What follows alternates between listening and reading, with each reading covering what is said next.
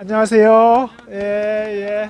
오늘 이렇게 답사 참여해 주신 분들 반갑습니다. 저는 강기진이고요.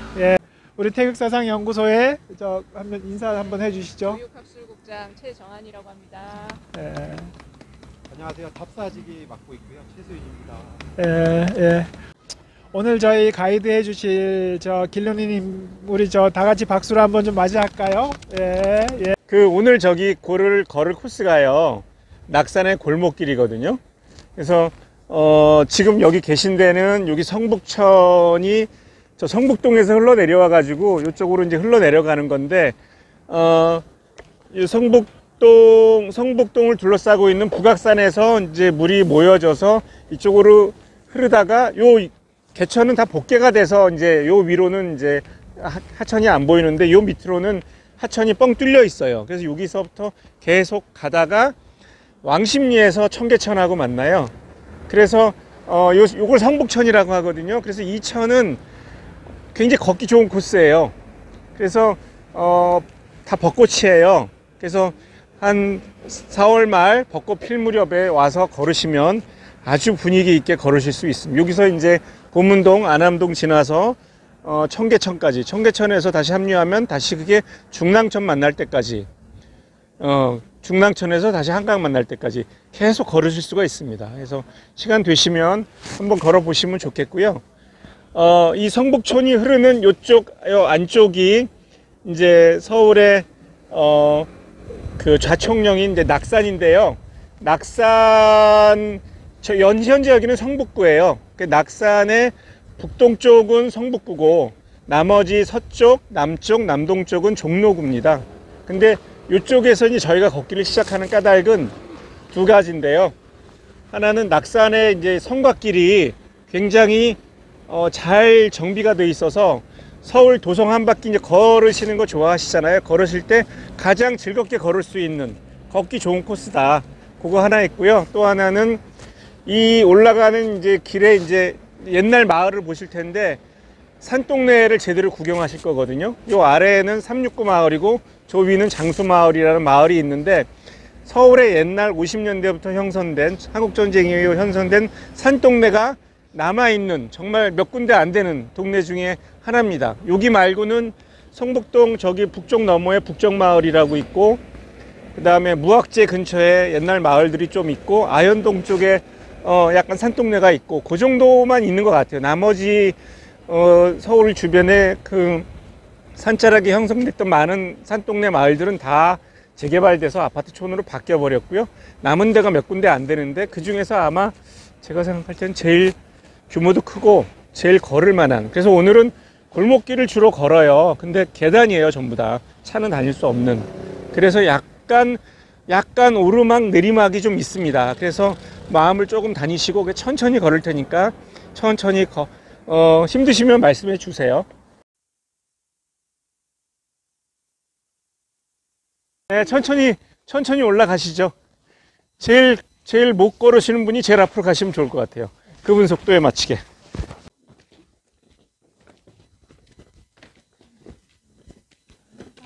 날씨가 맑으면 저기 북악산이 잘 보일 텐데, 북한산이.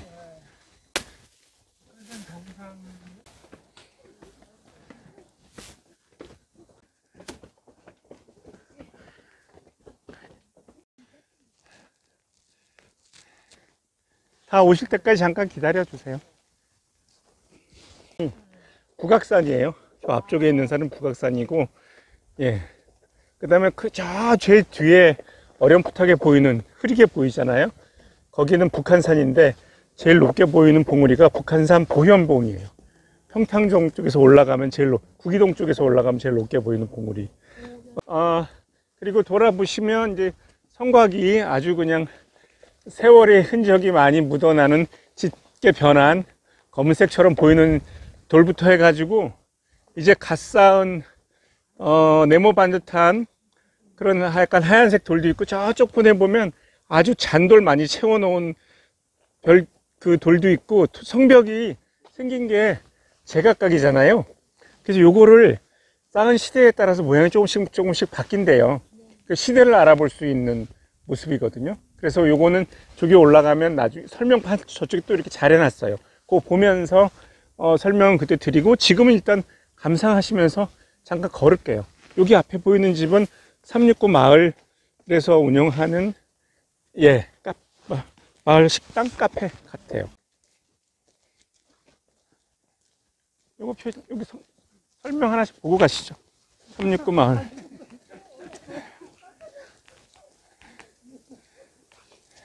지난번에 우리 남산 거기 꼴 걸을 때도 멋진 카페 하나 있었잖아요. 들어가서 앉진 못했지만.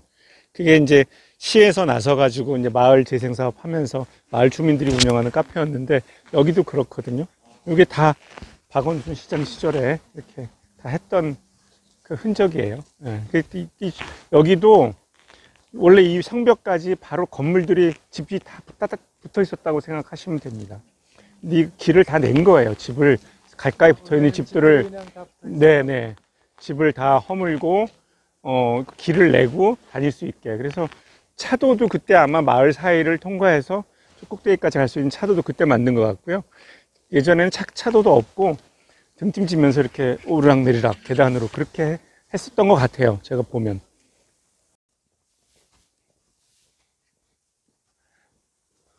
이렇게 네모 반듯하게 이렇게 짜서 이렇게 올렸어요. 여기 이거 숙정 때 조선 후기. 네. 여기는 아래쪽은 큰 돌이다가 위로 올라가면서 돌이 잔돌로 바뀌잖아요. 이건 세종대왕 때. 예, 이게 더 반듯한, 이게 보시면 뒤로 갈수록 반듯함의 정도가 차원이 다르게 가요. 예. 요거 조선 순조 때 반듯한 게 저쪽 반듯한 거하고 또 느낌이 달라요. 훨씬 커요. 예, 요런 사이즈는 세종대왕 때래요.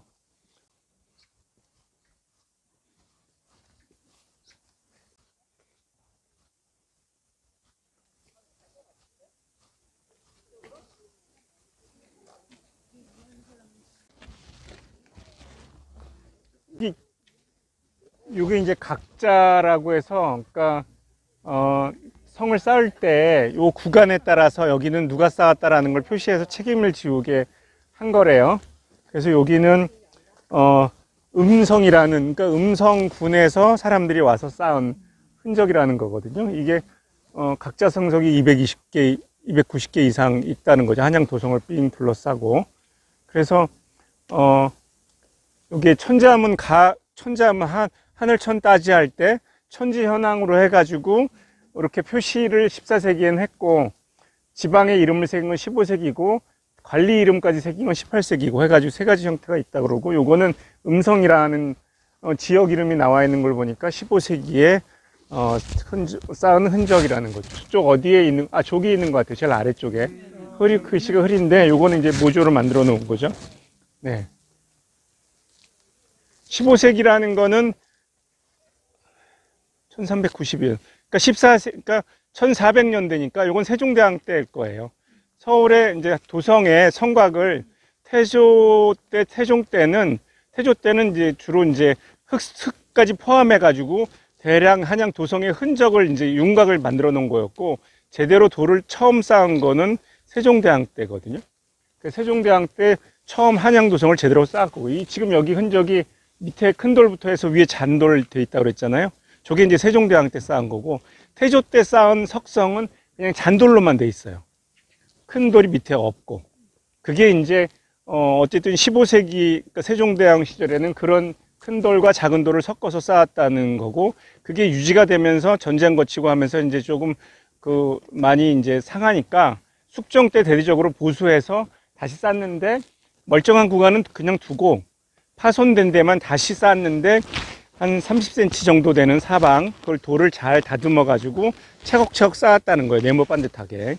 그게 이제 숙종 때 그렇게 쌓았다는 거고, 그 다음에 이제 그로부터 한 100년쯤 지나서 순조 때 다시 보완을 하는데, 그때는 30cm 정도가 아니라 한 40cm, 50cm 되는 큰 돌, 큰 돌을 자르고, 그 다음에 저기 보면 이를 딱딱 맞춰 가지고, 예, 서로 이제 더 삐져나오지 않게 네모와 낙해만 쌓으면은 이렇게 밀려 나올 수 있으니까 서로 맞물리게, 저기 보면 니은 자국으로 깎은 거 보시죠? 보이시죠? 저런 식으로 이를 딱딱 맞춰가지고 쌓았다는 거거든요. 그건 이제 올라가면서 쭉 보실 수가 있어요. 근데 요 구간은 지금 보면 다 이제 세종대왕 때고, 저쪽 멀리 보면 반듯반듯하게 돼 있는 저게 아마 순조 때쯤 쌓았을 것 같아요.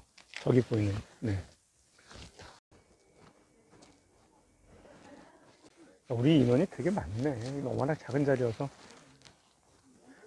여기는 그 현대에 세워진 절인데, 근데 절이 이제 되게 뭐라 그럴까. 그러니까 옛날 문화재나 이런 거는 없어요. 근데 저 절을 운영한 비구니 절이거든요. 근데 저 절의 주지 스님이 나름 유명한 비구니 스님인데, 그 방송 출연해가지고 DJ 하시는 분이 있어요. 가서 한번 보시면 되고요. 근데 그분이 되게 정갈하게 현대의 그런 건축에 맞게 절 안도 옛날 걸로만 채우는 게 아니라 되게 요즘 감각에 맞게 꾸며 나오셨어요. 탑도 그렇고 안에 법당도 그렇고. 그래서 그런 걸 한번 그 시대에 맞게 호흡하는 절을 한번 보자라는 차원에서 여기 들어가는 거거든요. 그리고 저기서 북한산이 잘 보여요. 네, 그래서 그거 한번 보시기 가는 거니까 조용히 들어가서 보실게요. 네.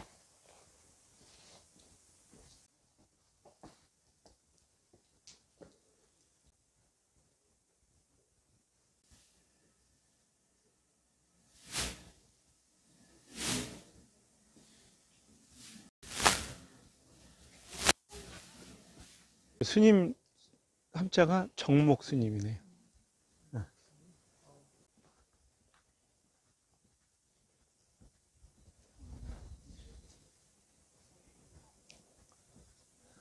여기 있는 거는 고려 때 탑이라거든요. 그러니까 이게 고려 시대 때부터 있었던 탑은 아니고요. 아마 다른 자리에 있던 거를 일로 옮겨서 가져왔는데, 나름 고려 시대 탑치고는 비례가 좋고 잘생긴 탑인데, 그 뒤에 있는 거는 요즘 오늘날 시대의 탑인 거예요. 저 뒤에 있는 거는. 그러니까 막 유리와 철골과 뭔가 이렇게 새롭게 그 형상을 한 거죠. 예, 현대화시킨. 그래서 예, 같이 보라고. 예, 예, 예. 예, 이거는 네, 석탑이 아니고 유리탑이죠. 네. 여기는 지금 삼선동인데, 요 성곽 넘어 저 위에 낙산 정상이거든요. 정상 넘어 저쪽은 창신동. 그리고 여기 넘어는, 여기 이제 해화동부터 해가지고 순서대로 동숭동, 이화동, 충신동 해서 동이 한 여러 개가 쭉 나뉘어요. 그래서 이 낙산 주변에 유명한 이제 제가 자료를 늦게 올려드렸는데, 오늘 올려드린 자료에 유명한 인물들이 이 고장에서 여기서 나고 자랐거든요. 그래서 삼선동에 제일 유명한 사람은 제가 찾아보니까 박완서 선생이 집을 저기 아파트로 이사 가시기 전에 신혼살림을 삼선동에서 시작하셔가지고 삼선동 보문동 일대에 한옥에서 한 30년 가까이 사셨어요. 이제 한국 전쟁 때 결혼하셔가지고 아이 낳고 키우면서 이제 소설 쓰시고, 그래서 한옥집에서 계속 사시다가 이사를 가시게 80년대인가 이사를 가거든요. 잠실로. 근데 이사간 가장 커다란 까닭이 힘들어서 도저히 이제 연탄불 못 걸겠다. 이제 편하게 살고 싶다. 좀 이제 애들 다 컸으니까. 그래서 잠실로 이사를 가셔서 아파트로 이사 가시거든요. 나중에는 저기 아차산 밑에 거기 이제 단독주택에서 사셨잖아요. 돌아가실 때까지. 그래서 그분이 제일 유명한 분이고, 저 이화동에는 제일 유명한 사람이, 이화동에 가면 이화장이라고 이승만 집이 있었습니다. 지금도 이화장은 있는데 코로나 이후로는 개방을 안 해요. 이승만이 한동안 여기서 살다가 이제 어쨌든 대통령 되면서 이제 청와대로 옮겨갔는데, 이승만 살던 이화장이라는 집이 있고요. 그 다음에 이화동 출신 중에 제일 유명한 사람은 소설가 임화입니다. 임화. 임화는 이제 사회주의 계열의 소설가죠. 한국전쟁 이전에 북으로 갔고요. 북에서 우리로 따지면 문화부 차관 정도까지 지낸 사람인데, 이화동 토백이고요. 종로에서 주로 이제 나고 자라고 활동하면서 종로에 대한 글을 많이 남겨서 제가 이렇게 거기 카페에 글 같이 올려드린 거고요. 그래서 임화가 제일 유명인이고 창신동에는 유명인이 되게 많아요. 그러니까 이따 드릴 텐데 창신동 출신 중에서 제일 유명한 사람은 백남준. 네. 창신동은 지금은 이제 주로 봉제 공장들이 많고, 그러니까 공장이 작은 봉제 공장이 한 3,000개쯤 있다고 그러거든요. 동대문 패션 타운이 유지될 수 있는 거는 그 창신동에서 봉제 공장을 직접 만드는 사람들, 거기 이제 약간 기술자들인 거예요. 그래서 샘플 만들거나 대량 생산할 때는 뭐 해외에서 만들고 이렇게 하겠지만 뭐 이렇게 트렌디하게 뭔가 새로운 디자인의 형태를 빨리 만들어내고 하는 건 다 창신동에서 하는 거거든요. 그래서 그 창신동 일대 공장이 한 3,000개 정도 있고 외국인 노동자들이 굉장히 많아요. 그래서 그 창신동 그 초입에는 네팔 식당, 무슨 그 동남아 식당들이 굉장히 많고요. 골목길에서 뛰어노는 애들, 지난번에 제가 걸을 때 열심히 뛰어오는 애들이 있어. 예, 여기 애들이 있구나 하고 고개를 딱 돌려보는데 우리말 쓰는데 딱 보니까 애들은 얼굴은 완전히 동남아. 그러니까 이제 여기서 태어나서 여기서 초등학교 다니고 그런 애들인 거예요. 반 다 한국인인 거죠. 그런 애들이 굉장히 골목길에서 뛰어노는 한옥이 많이 남아있는 골목길인데 그런 풍경도 볼 수 있는 곳이고요. 원래 그 조선시대는 거기가 동대문 밖이잖아요. 도성 안에 이제 자기 집이 있고 동대문 밖에 별장들이 있어가지고 별장촌이었다고 그러는데 백남준이 살던 집은 대지 평수가 한 3,000평 정도 되는 어마어마한 대저택이었고 백남준 집안은 우리나라 재벌 1호 집안입니다. 어마어마한 부잣집이고요. 그거 자세한 거는 이따 가서 이제 거기서 이제 설명을 드릴 거고, 그래서 그 백남준 생가는 지금은 다 없어지고 생가 자리에 수백 채의 한옥이 들어서 있거든요. 그 중에 한 채를 기념관으로 조성을 해놨어요. 그래서 거기서 이제 백남준 볼 수 있을 거고, 창신동 요 또 한편에는 박수근이 살았습니다. 그래서 박수근 그림이 다 창신동. 근데 박수근 거기는 그 간단한 안내판 정도밖에 없고요. 네, 네, 그거밖에 없습니다. 뭐 기념할 만한 게 남아있진 않고요. 네, 그래서 박수근, 그 다음에 이따 참 꼭대기 올라가서 볼 거지만 그 지봉유설이라고 우리 국사교과서 보다 보면 조선의 최초의 백과사전격인 책, 지봉 이수광이라는 사람이 있는데 지봉이 창신동의 봉우리 하나의 이름이에요. 그래서 그 자리는 가지는 못하고 설명만 드릴 겁니다. 예. 어쨌든 그런 인물들이 굉장히 이 동네에서 산을 뛰어다니면서 놀면서 어린 시절을 보내고 유명인이 되었다는 얘기입니다. 네. 계속 갖겠습니다. 네. 지금 재개발한다고 다 부셔서 아파트 들어서고 있거든요. 여기도 재개발 조합이 활동을 하고 있기 때문에 언제 다시 여기도 아파트가 될지 알 수는 없어요.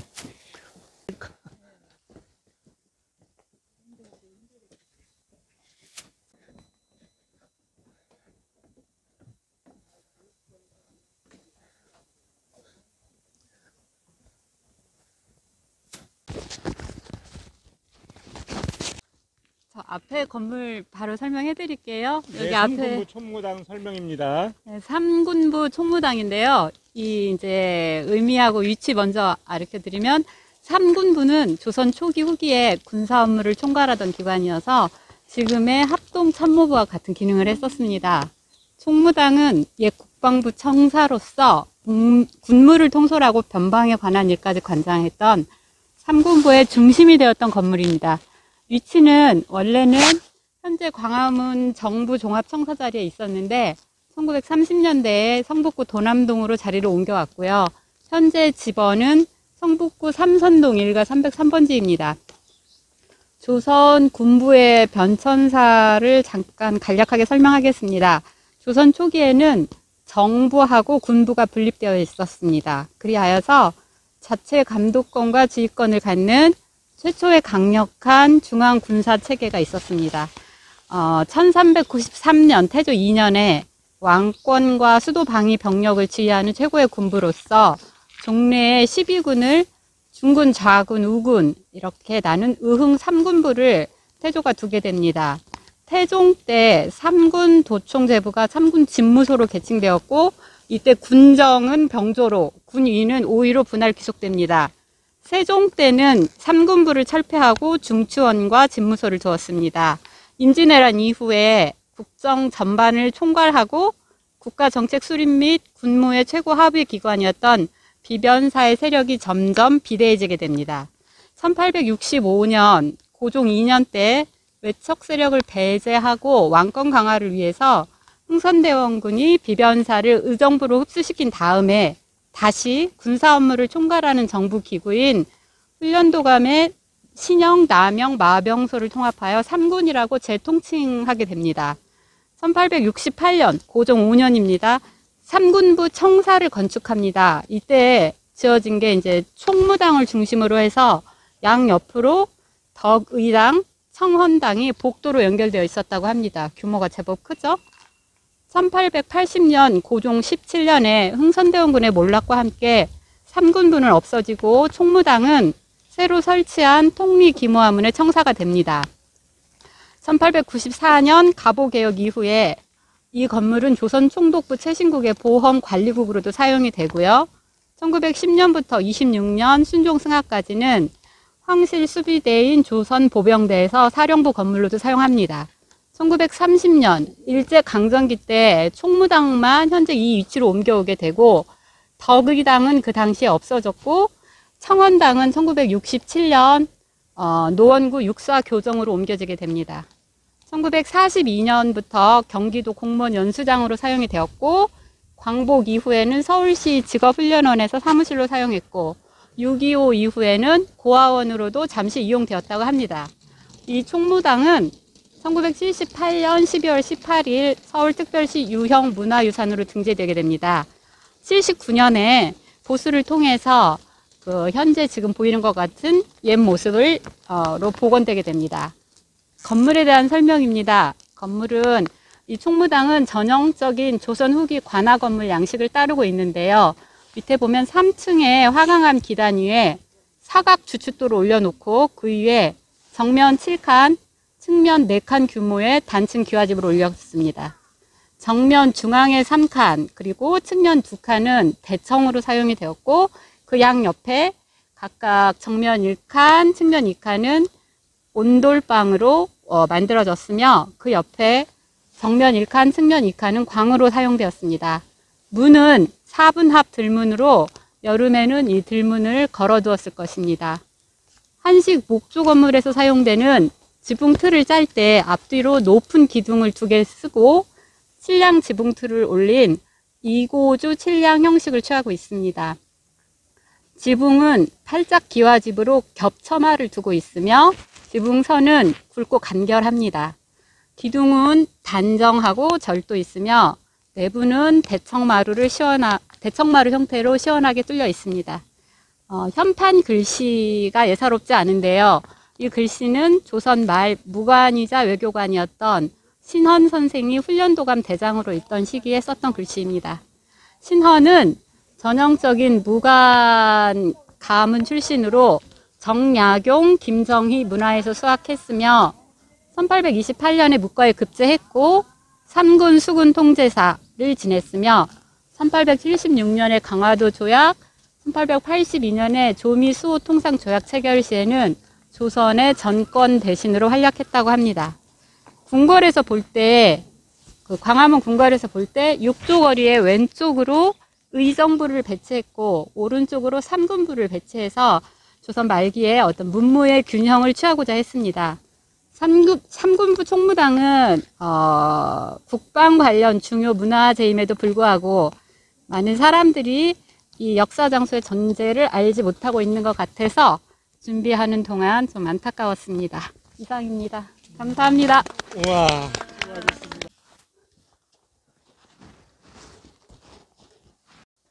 여기 올라가서 숨 좀 잠깐 돌리고 이제 성벽 안쪽으로 들어갈까 싶습니다.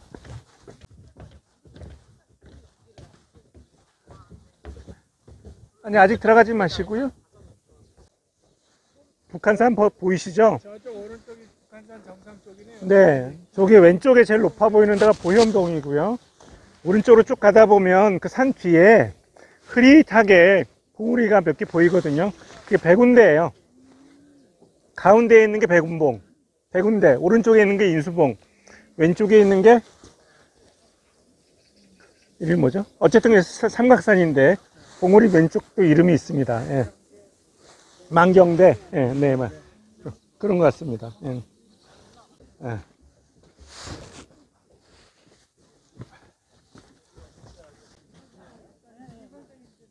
저 앞에 사람들 몇 분 올라가 있는 저기가 정상이에요.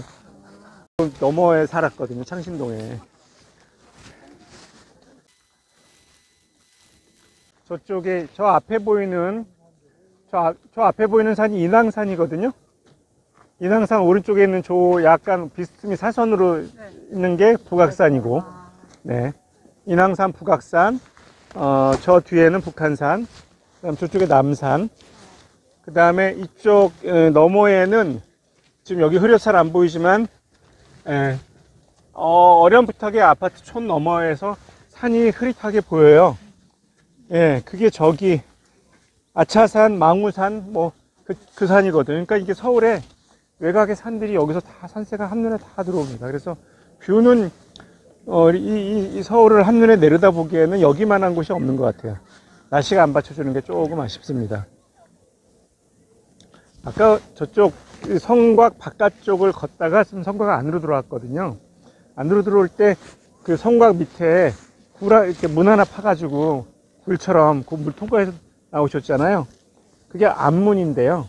그게 지금 판 게 아니고 옛날부터 있던 거예요. 그래서 서울에 이제 흔히 아시는 대문이 있고, 그 다음에 소문이 있고, 8개의 문이 있잖아요. 8개의 문 말고도 이런 산 꼭대기나 이렇게 마을과 마을 사람들이 이제 돌아다니려면 문으로 들어가려면 한참 돌아야 되잖아요. 성 안과 밖이. 그래서 곳곳에 앞문이 여러 개 있어요. 제가 알기로는 요 낙산에만 앞문이 요거 하나 말고 요 밑에 내려가면 또 하나 있어요. 그래서 아마도 문과 문 사이에 주로 산을 끼고 있는 곳은 앞문이 계속 여러 개가 있는 것 같아요. 조선시대는 저 앞문에 아마 문이 달려가지고 문 닫을 때는, 사대문 닫을 때는 아마 같이 닫히지 않았을까 싶어요. 그런 앞문들이 곳곳에 있어서 서울에 실제 통행할 수 있는 문이 한 20개 이상 있었다라는, 예. 정확히 앞문이 몇 개인지는 제가 자료에서 찾아보진 못했고요. 예. 그런 앞문으로 다녔다. 그리고, 예. 네. 저쪽을 보면서 설명을 좀 드려야 되는데, 성벽에 가려져서 안 보이네. 잠깐만요. 네. 네. 각자 구멍 하나씩 차지하시죠. 네. 네.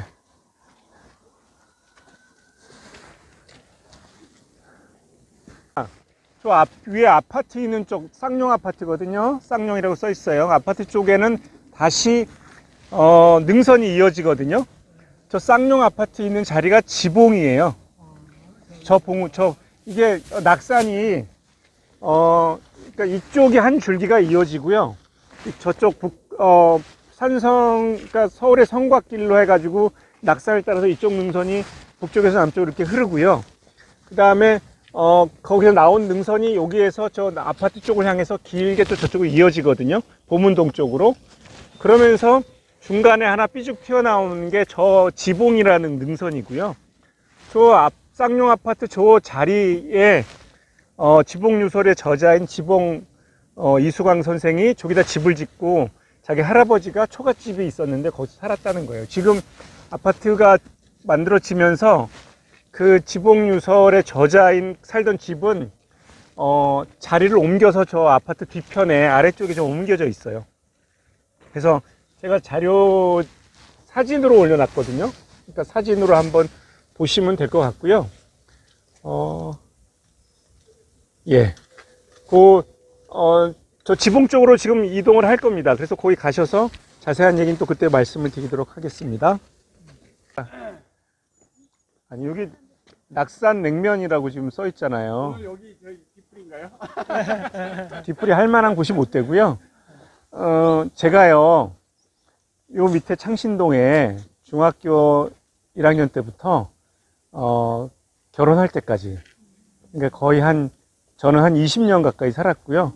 저희 부모님은 한 10년 전까지 여기 사셨어요. 그래서 제가 나름 상신동 토박인데 낙산냉면이 요 성벽 요 너머에 있던 굉장히 유명한, 이 동네에서 유명한 냉면집이거든요. 그래서 저희 집에서 낙산냉면을 먹으러 가려면 아까 앞문 얘기 말씀하셨잖아요.